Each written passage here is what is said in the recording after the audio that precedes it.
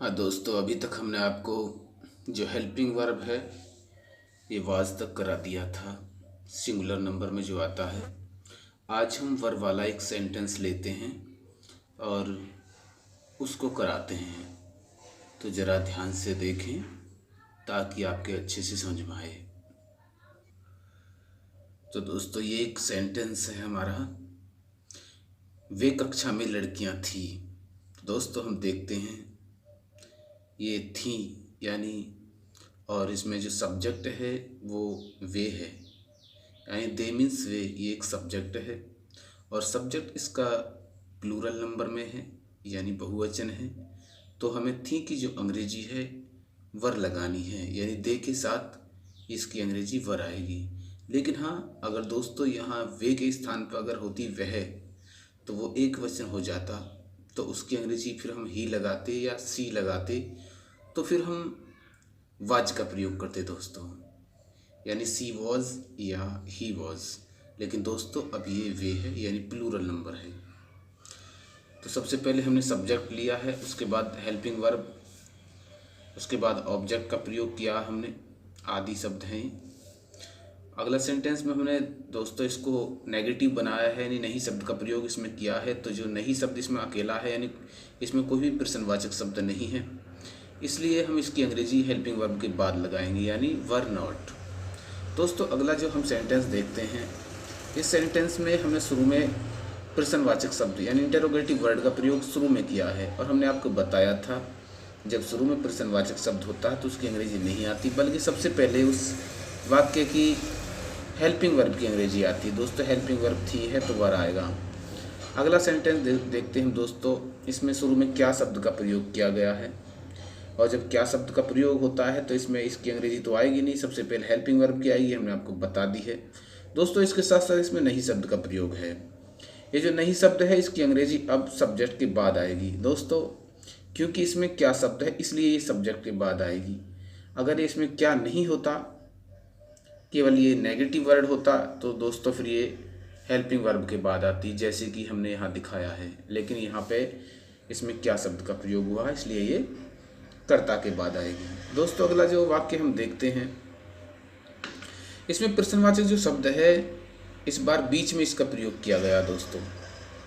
तो जब किसी वाक्य के बीच में प्रश्नवाचक शब्द का प्रयोग होता है तो दोस्तों सबसे पहले उसी की अंग्रेजी आती है और उसके तुरंत बाद हम हेल्पिंग वर्ब लगाते हैं उस वाक्य की। और दोस्तों हेल्पिंग वर्ब सभी वाक्यों की अलग अलग हो सकती हैं, लेकिन नियम एक ही रहता है, प्रश्नवाचक शब्द के बाद हेल्पिंग वर्ब ही आती है। तो दोस्तों क्यों के बाद हमें ये थी की अंग्रेजी आएगी, यानी वाई वर।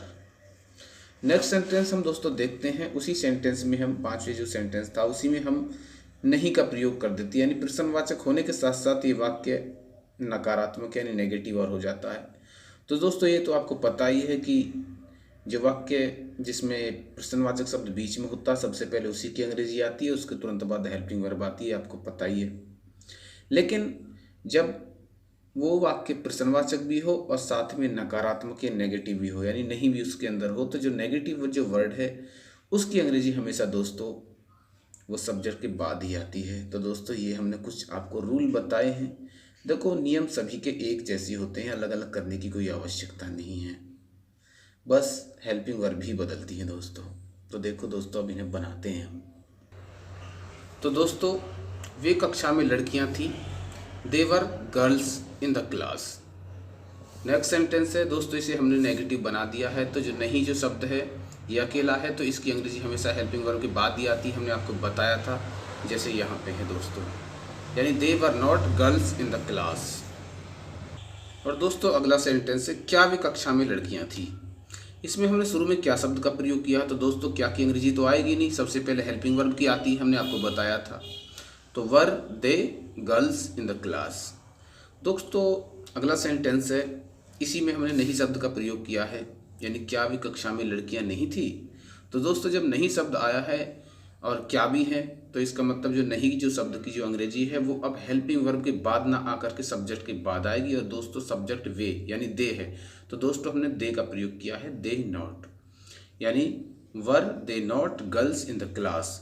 दोस्तों अगला नेक्स्ट सेंटेंस है, इसे हम देखते हैं, वे कक्षा में लड़कियां क्यों थी। दोस्तों हमने आपको पहले ही बताया है, जब किसी वाक्य के बीच में प्रश्नवाचक शब्द होता है तो सबसे पहले उसी की अंग्रेजी आती है और उसके तुरंत बाद हमेशा हेल्पिंग वर्ब भी आती है। इसलिए हमने वे कक्षा में लड़कियां क्यों थी, why were they girls in the class. दोस्तों नेक्स्ट सेंटेंस हम देखते हैं। इसमें हमने इसको, ये नेगेटिव सेंटेंस होने के साथ साथ इंटरोगेटिव भी है, क्योंकि इसमें क्यों का भी प्रयोग हुआ है, नहीं का भी प्रयोग हुआ, दोनों का हुआ है दोस्तों। और बीच में प्रश्नवाचक शब्द है तो सबसे पहले इसी की अंग्रेजी आएगी, तो वाई। इसके बाद हेल्पिंग वर्ब वर की अंग्रेजी आएगी, और दोस्तों जो नहीं शब्द की जो अंग्रेजी है वो सब्जेक्ट के बाद आएगी, क्योंकि ये इंटरोगेटिव सेंटेंस है साथ साथ में। तो दोस्तों वे कक्षा में लड़कियाँ क्यों नहीं थी, why were they not girls in the class. तो दोस्तों हमें आशा है आपकी ये सेंटेंस अच्छे से समझ में आ गए होंगे। अगला सेंटेंस हम इसी प्रकार आपको सभी सेंटेंस हम सिखा देंगे। देखने के लिए आपका बहुत बहुत धन्यवाद।